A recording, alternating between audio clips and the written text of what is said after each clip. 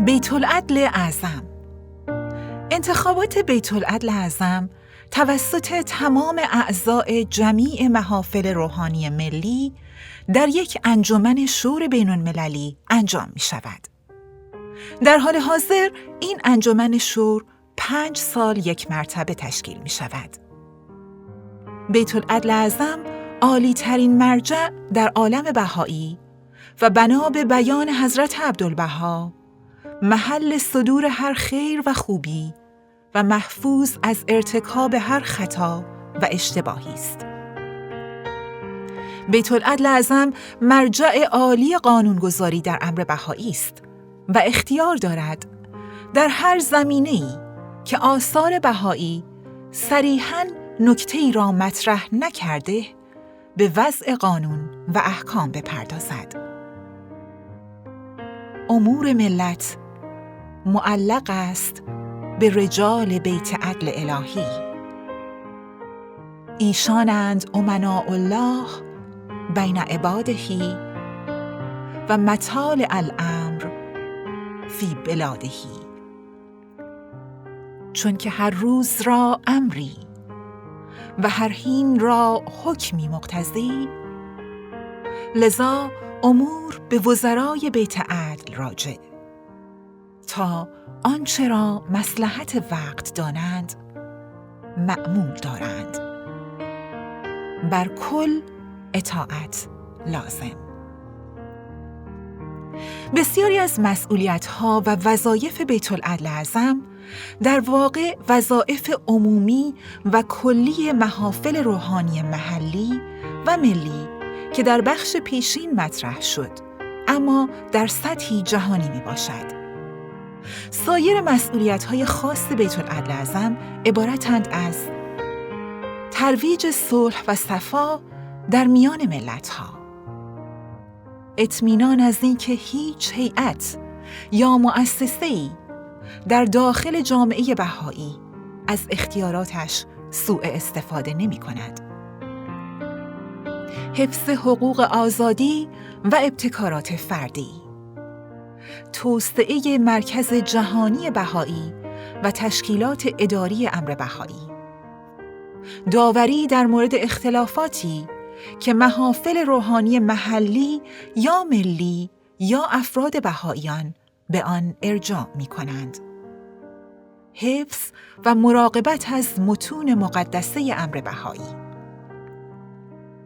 اگرچه بیت‌العدل اعظم عالی ترین مرجع در عالم بهایی است و بنابراین اطاعت از راهنمایی‌ها و اوامر آن برای همه بهاییان واجب است، اما هر یک از تصمیمات بیت‌العدل اعظم بعدها وقتی که اوضاع و شرایط تغییر می‌کند می‌تواند نسخ و لغو گردد یا با تصمیم دیگری که از سوی بیت‌العدل اعظم گرفته می‌شود تغییر یابد. تشکیلات انتصابی امر بهایی. علاوه بر تشکیلات انتخابی که در بالا ذکر شد، برخی مؤسسات وجود دارند که افراد بهایی ممکن است در آنها منصوب شوند. حضرت شوقی افندی تعدادی از افراد را به مقام ایادی امرالله منصوب فرمودند. ایشان وظیفه ترویج و توسعه امر بهایی و دفاع از آن در مقابل حملات دیگران را به ایادی امرالله محول کردند. بعد از درگذشت حضرت شوقی افندی دیگر امکان انتصاب ایادی امرالله وجود ندارد، اما وظایف آنها با ایجاد مؤسسات دیگری که افراد بهایی برای مدتی محدود در آنها منصوب می‌گردند ادامه یافت. مؤسسه مرکزی برای این بازوی انتصابی نظم اداری بهایی مرکز جهانی تبلیغ به نام دارالتبلیغ بین‌المللی است که محل آن در حیفا است. این مؤسسه بر فعالیت هیئت‌های مشاورین قاره‌ای که در قاره‌های مختلف مستقر هستند نظارت می‌کند. اینها به نوبه خود اعضای هیئت‌های معاونت را منصوب می‌کنند که مسئول یک کشور یا بخشی از یک مملکت هستند. این اعضای هیئت معاونت می‌توانند به نوبه خود مساعدین را برای کمک به آنها در اجرای وظایف خود منصوب کنند. این بازوی انتصابی نظم اداری امر بهایی دارای قوا یا اقتدار و مرجعیت اداری نیست. وظایف آن برانگیختن و تشویق افراد بهایی و نیز مشورت و بیان نظر به مؤسسات انتخابی است. مرکز جهانی بهایی. مرکز جهانی امر بهایی در منطقه عکا و حیفا واقع است. در اینجا مقدس‌ترین مقامات و مراقد عالم بهایی قرار دارد. مرقد حضرت بهاءالله در بهجی واقع در خارج از عکا و مرقد حضرت باب در دامنه کوه کرمل در شهر حیفا است. در کنار مرقد حضرت باب در حیفا یک راه نیم دایره مانند وجود دارد که به قوس مشهور است. در این محل ساختمان‌های اصلی اداری مرکز جهانی واقع است. موقعی که این ساختمان‌ها تکمیل گردند، شامل موارد زیر خواهند بود: مقر بیت العدل اعظم، دارالآثار بین المللی، کتابخانه بین المللی، مقر دارالتبلیغ بین المللی، مرکز مطالعه نصوص و الواح. مرکز جهانی بهایی شامل چندین ساختمان که محل سکونت حضرت بهاءالله و حضرت عبدالبها در زمان زندگی آنها بوده و نیز باغ‌های بسیار گسترده در اطراف این ساختمان‌ها می باشد. بیشتر مکان‌های مقدس عالم بهایی در مرکز جهانی بهایی در ناحیه عکا، حیفا و نیز در ایران، عراق و ترکیه قرار دارد. این نقاط به زندگی حضرت باب، حضرت بهاءالله و حضرت عبدالبها مربوط است. بهائیانی که بتوانند از عهده مخارج سفر برآیند، تشویق می‌شوند که به زیارت این نقاط بروند.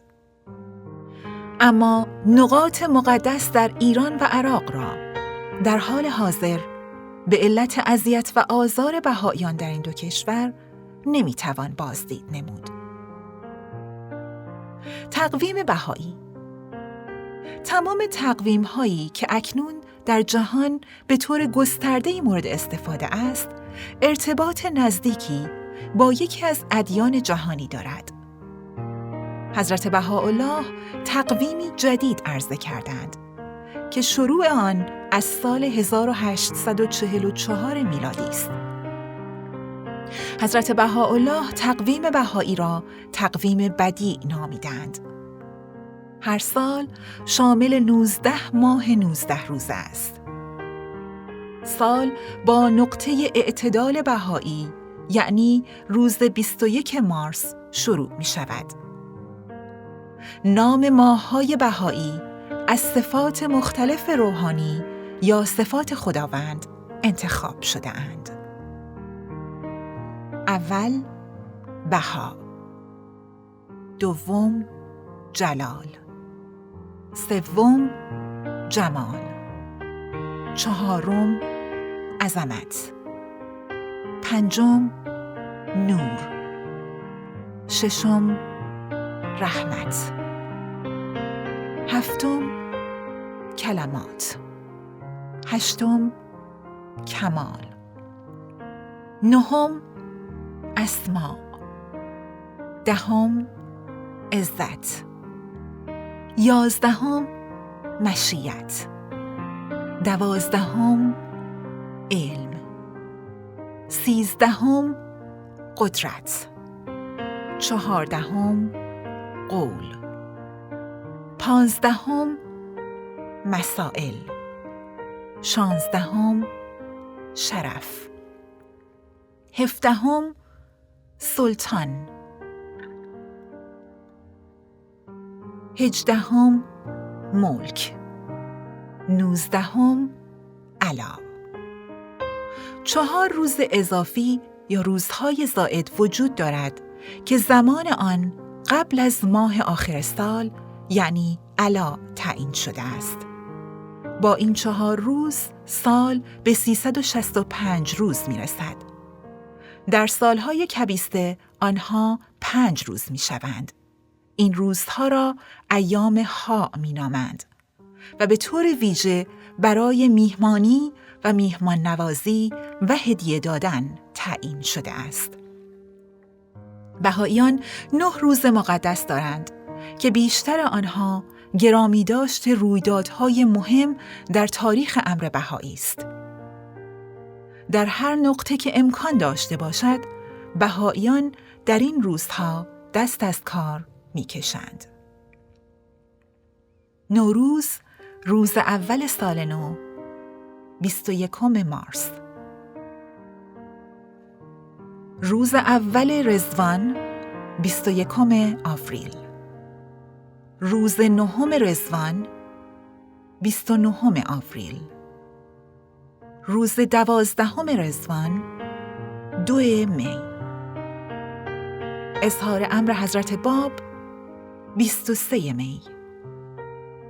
درگذشت حضرت بهاءالله، 29 می. شهادت حضرت باب، 9 ژوئیه. تولد حضرت باب، 20 اکتبر. تولد حضرت بهاءالله، 12 نوامبر.